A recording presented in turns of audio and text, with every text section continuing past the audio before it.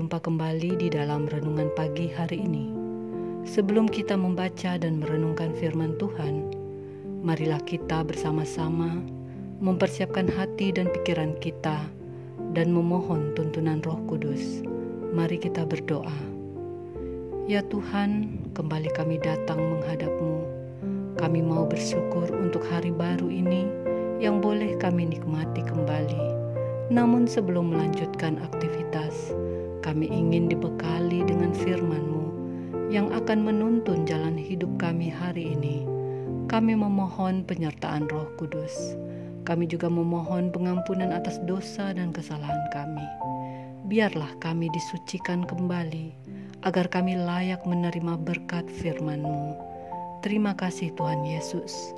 Hanya kepadamu kami angkat doa ini. Amin. Saudara-saudari yang dikasihi Tuhan, renungan firman Tuhan pada pagi hari ini terambil dari 1 Samuel 16 ayat 6 sampai 7. Saya akan membacakannya untuk kita. Ketika mereka itu masuk dan Samuel melihat Eliab, lalu pikirnya, sungguh di hadapan Tuhan sekarang berdiri yang diurapinya. Tetapi berfirmanlah Tuhan kepada Samuel, janganlah pandang parasnya atau perawakan yang tinggi, sebab aku telah menolaknya. Bukan yang dilihat manusia, yang dilihat Allah. Manusia melihat apa yang di depan mata, tetapi Tuhan melihat hati.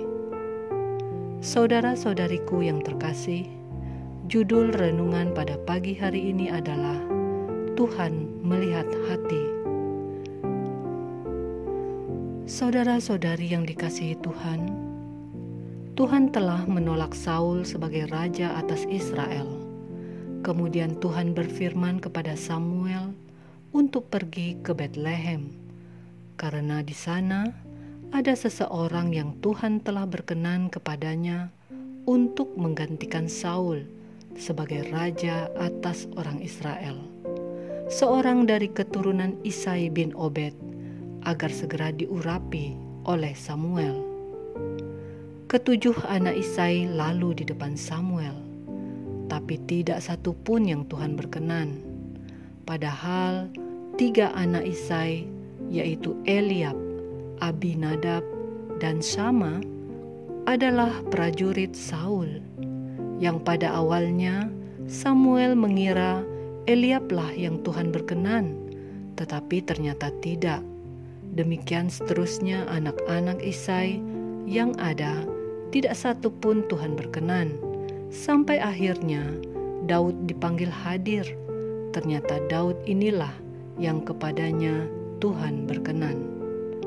Saudara-saudari yang dikasihi Tuhan, adalah wajar jika Samuel mengira anak pertama Isai yang menjadi pilihan Allah, mengingat Eliab adalah seorang prajurit Saul. Tentu dari perawakannya sangat cocok diangkat sebagai raja. Tetapi ternyata Samuel salah. Justru Daud yang masih muda dan bukan prajurit perang, dialah yang dipilih Tuhan untuk menggantikan Saul. Sebagai manusia, memandang perawakan Daud dibandingkan saudara-saudaranya yang lain, memang ia tidak cocok dijadikan seorang raja. Dalam gambaran kita, seorang raja adalah seorang yang gagah, berbadan besar, dan berwajah tegas. Daud tidak seperti itu. Perawakannya pun dihina oleh Goliat, tentara Filistin yang sangat ditakuti. Dikatakan pada 1 Samuel 17 ayat 42 sampai 43 demikian. Ketika orang Filistin itu menunjukkan pandangnya ke arah Daud serta melihat dia, dihinanya Daud itu karena ia masih muda, kemerah-merahan dan elok parasnya.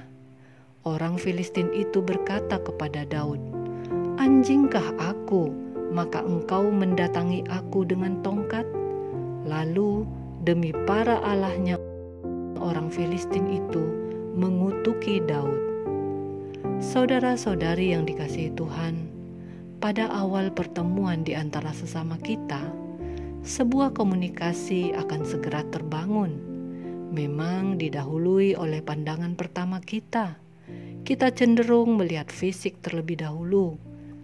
Kekaguman kita, penghormatan kita kepada seseorang akan langsung terbentuk saat kali pertama kita melihat seseorang.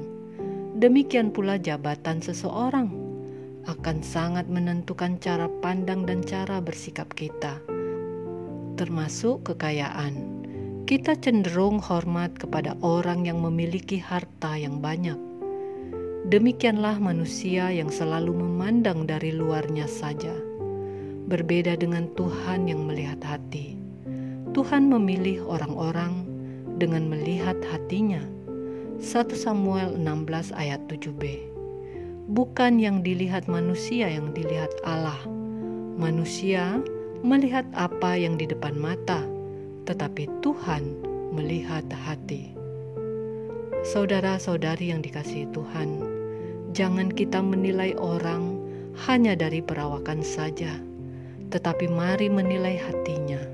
Memang sulit untuk mengetahui intensi orang lain, tetapi kita bisa belajar.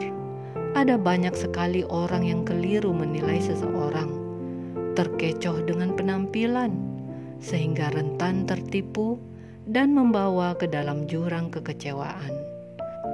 Menghargai semua orang itu penting dan perlu pertajam kacamata penilaian kita agar kita tidak salah memilih di dalam pergaulan kita.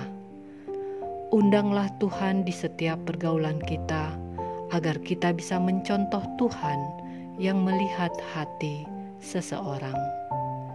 Demikianlah renungan pada pagi hari ini. Tuhan memberkati. Kita akan menutup renungan dalam doa, tetapi jika saudara ingin didoakan secara khusus, hubungi email kami. Kerinduan kami agar channel ini menjadi berkat bagi banyak orang. Mari kita berdoa. Kami bersyukur untuk firman yang boleh menyapa kami di pagi hari ini. Kami diingatkan untuk menghargai setiap orang dan tidak lupa mempertajam kacamata penilaian kami agar kami tidak salah di dalam pergaulan kami. Kami mengaku bahwa selama ini kami telah keliru.